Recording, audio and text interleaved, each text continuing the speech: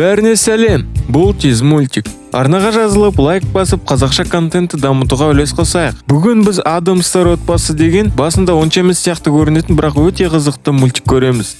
Будильниктің шырылдағаннан Мартиша тұрып, үйлену тойына дайындала бастайды. Құлағын степлермен тесіп, көзін ата-анасының күлімен жылтыратып тұрып бояйды. Сөйтіп ол шырттай киініп тойға бара жатыр. Елдер одан қорқып терезелерін жабуда. Орманда қонақтар мен Гомес қалыңдықты күтіп алады. Қол жігітке сақина беріп, рәсім басталады. Адамстар отбасылық дәстүріне сәйкес барлығы кокос шырын ішкеннен кейін Мартиша мен Гомес ерлі-зайыптылар атанады. Кенеттен оларға жергілікті тұрғындар шабуылдайды. Олар көпір арқылы қашайын деп еді, адамдар оны қиратып жібергеннен басқа амал қалмаған, олар соғысуға бел буады. Гоместің анасы жұпқа қашыңдар, мен өзім соғыса берем дейді. Гоместің бауыры Фестер оларды алып жоғары қарай өрмелейді. Олар бір тыныш жерді тапқысы келгендіктен ыңғайлы үй іздеуге шығады. Жолда қол біреуді қағып кетеді. Сосын жұп шығып қараса, бұл Франкенштейнға ұқсайтын Ларч деген жігіт екен. Ларч оларды түнеуге бір үйге апарады. Үй оларға кетіңдер деп айғайлайды. Сонда жұп үйдің қорқынышты екенін көріп, бұл біздің үйіміз дейді. 13 жыл өтеді. Жұптың 2 баласы бар. Қызы Уэднездей, баласы Паксли. Таңғы астан кейін Гомес Пакслиді семсерлесуге дайындалу үшін шақырғанда, баласы оған ракетамен шабуылдайды. Паксли бомба атуын қоймай жатыр. Әкесі қой деп бомбаны өзіне ұрғанда, бомба жарылып, бала жерге түседі. 2 аптадан кейін рәсім өткіземіз. Туысқандарымыз келеді. Сол рәсімде сен Адамстар отбасының толық мүшесі саналуың үшін семсерлесу шеберлігін көрсетуің керек дейді әкесі. Бірақ балақай, қазір 21 ғасыр, маған қызық емес, мен бомбаны жақсы көрем дейді. Гомес баласына бұның маңызды екенін айтады. Паксли жарайды деп жақын арада жаттығуға уәде береді. Сосын оларға Фестер ағалар келеді. Ол Пакслиді жаттықтыру үшін келген екен. Түскі астан кейін Ларч тамақ қалдықтарын үй жануарлары арыстанға тәрелкесімен лақтырады. Ол телевизорды қосқанда Марго деген архитектор және риэлтордың жарнамасын көреді. Паксли дәлдеп тұрғанда әпкесі Уэднездей оған мешет етіп, ол мүлт кетіп Фестер ағасына тигізеді. Әпкесі братшкесіне жүр, мен сені мазуркаға дайындауға көмектесемін, ана жерге тұр дейді. Сол сәтте олар шарды көреді де Уэднездей Пакслиді көміп қояды. Кейін шарды алып үйіне барып не екенін сұрағаннан кейін анасы Мартиша түрлі түсті қағазды байқап далаға шығып аң-таң болады. Осы уақытта Паксли де сыртқа шығып түк көрмегенде қағазды көріп таңғалуда. Гомес тұманның сейіліп бара жатқанын байқайды. Жұп төмен жақта қала салынып жатқанын түсініп көршілерімен танысуға аттанады. Бір кезде Маргоның көмекшілері жотада қорқынышты сарайды байқайды. Адамстар отбасы қалаға келгенде барлығы оларға үрейлене қарайды. Олар арыстандармен бірге келіпті. Гомес кофеханаға кіріп, ашылу бірдеңке бар ма деп сұрайды да кофе жеп шығып бара жатады. Олар бір кезде балалардың биін көріп, бұның оларды қарсы алып жатыр деп түсініп, Фестер бұл қонақжайлыққа жауап ретінде өзінің биін көрсетіп, оларды қорқытады. Марго келіп, олардың үйін жөндеуді сынады. Келесі күні келіскендей Марго көмекшілерімен сарайға барады. Маргоның қызы Паркерда прямой эфир түсіріп кетіп баратыр. Ол үйге кірмей жатып, есік жабылып, қыз сыртта қалады. Марго өзінше мынау свечаларды алу керек дегенде құпия есікті тауып алады. Олар подвалға түскенде Мартиша көпір жасау үшін мыңдаған өрмекшілерді жібереді. Даладағы Паркерді көрген Уэднездей онымен танысуды шешеді. Паркер оны мектепте ешқашан көрмегенін айтады, ал Уэднездей болса үйден оқимын деп жауап береді. Сосын ол арбалетпен Фестер ағасын атып түсіреді. Марго баллончикпен өзгертетін жерлерді белгілеп шығады. Мартиша Маргоға рахмет, үй әдемі болып қалды дейді. Сол кезде Маргоның командасы адамдарының бірінің жоғалғанын байқайды. Үйдің кетіңдер деген қорқынышты дауысын естіп қаша жөнеледі. Кетейін деп жатқанда Марго Гомесға үйлер ұсынады. Гомес бұны естіп, оған туысқандарын осы районға көшіріп алу жайында ой келеді. Гомес ремонт үшін рахметін айтып, Маргоға кет деп шикет лақтырады. Топ кетеді. Сосын Уэднездей келіп, өзінің жасындағыларды қорқытып мазасын алу үшін мектепке барғысы келетінін айтады. Мартиша басында жоқ дейді. Бірақ Гомес бұл қала тұрғындарымен танысуға тамаша мүмкіндік дегенде келіседі. Бірнеше күннен кейін Гомес қызын мектепке апарып, Уэднездейдің мектептегі бірінші күні басталады. Ол құрбыларымен сөйлесіп тұрған Паркердің жанына барады. Сол кезде Беттани деген қыз пайда болып, көгерген сэндвичті Паркердің сумкасына салады. Бұны көрген Уэднездей оған тыныш жүр деп көзімен қорқытады да көгерген сэндвичті жейді. Марго болса құпия бөлмесіне барып, қала тұрғындарына Адамстар отбасын жамандап өсек таратады. Өсек тарап, халық олардан қорқа бастайды. Сабақта тәжірибелік жұмыс кезінде Уэднездей машина жасап шығарып, бақалардың бәрін тірілтеді. Уэднездейдің әмірі бойынша олар Беттаниға шабуылдайды. Содан сабақ бітіп, бәрі сыртқа шығып кетеді. Сол уақытта Фестер ванна қабылдап жатыр. Осы кезде Гоместің анасы келеді. Әжесі Пакслидің мазуркасына көмектесу үшін келіпті. Ол покердан көп ақша ұтып алыпты және Пакслиге мұз кәмпит әкеліпті. Уэднездей үйге келгенде анасы заколкасын байқап, не тағып алғансың деп ұрсады. ұрсады. Қызына алаңдаған Мартиша Уэнсдейге барып, оны ертең сөйлесуге бір жерге барайық деп шақырады. Уэнсдей жарайды дей салады. Алайда ол анасымен кездесудің орнына Паркердің үйіне барады. Екеуі бірге әңгімелесіп жақсы уақыт өткізеді. Мартиша болса қызын күтіп өлген ата-анасымен сөйлесіп отырады. Ол ата-анасына қызы туралы айтады. Ата-анасы оған Мартишаның да кішкентай кезінде осындай болғанын айтады және қызын жайына қалдырып оған сенуді ұсынады. Сарайда Гомес бен оның братаны Пакслиді қинап жаттықтырып жатыр. Бала демалуға кеткенде Гомес ағасына бітті, масқара боламыз дейді. Мұны естіген Паксли мотивация алып барып өзі жаттығады. Уэнсдей үйіне Паркердің жарқын киімін киіп келеді. Анасы ашуланып, енді мектепке бармайсың дейді. Паркердің де түрі өзгерген. Анасы ужас деп телефонын тартып алады. Жаттығып жатқан Паксли Уэнсдейдің қашып кетіп баратқанын көреді. Уэнсдей інісіне құрбысына кетіп баратқанын айтады. Бірнеше минуттан кейін Мартиша Пакслидан Уэнсдейдің қайда екенін сұрағанда, ол нервничтетіп байқаусызда айтып қояды. Келесі күні таңертең үйге шашы ұзын бауыры келеді. Анасы жұмыста болған кезде Паркер телефонын іздеп жүріп, анасының студиясына кіреді. Олар Паркердің анасының жасырын камераларын көріп таңғалады. Сол кезде Марго кеп қыздарды қамап қояды. Далада Маргоның көмекшісі Адамстар отбасының туысқандарын байқайды. Бұл жайында бастығына звондап айтып береді. Марго тұрғындарға Адамстар отбасы түнде қалаға шабуыл жасайды деген хабарлама жібереді. Сарайға қонақтар келіп көріспегелі 13 жыл болып кетіпті ғой деп қуануда. Тек Слум деген ұрысқақ тәте келіп өзінше болады. Далада Маргоның Адамстарға қарсы көтеріліс ұйымдастырғанын көріп, қыздар үйден қашып отбасын құтқаруға аттанады. Сарайда ұрысқақ тәте рәсімді бастаңдар деп қазылар алқасының орнына отырады. Паксли келіп инструкция бойынша орындай бастайды. Ол ересек өмірге аяқ басып, бір сәтте сақал мұрты өсіп кетеді. Семсерлесу мазуркасының уақыты келгенде Гомес баласының сақал мұртын қырып, мұртын қалдырып қояды өзінің сияқты. Семсерлесу басталып, Паксли ақыр аяғында масқара болады. Ол әкесінен кешірім сұрайды.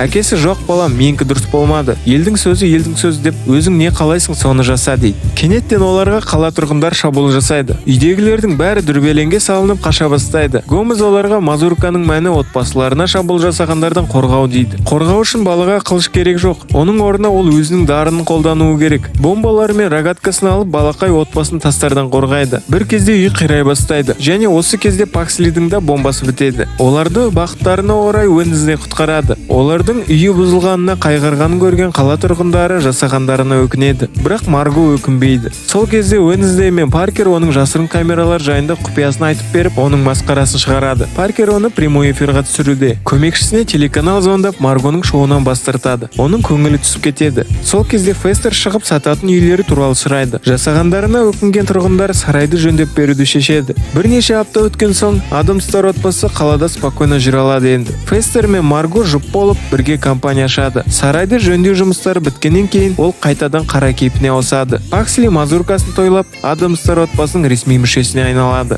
Соңына дейін көргендеріңе рахмет.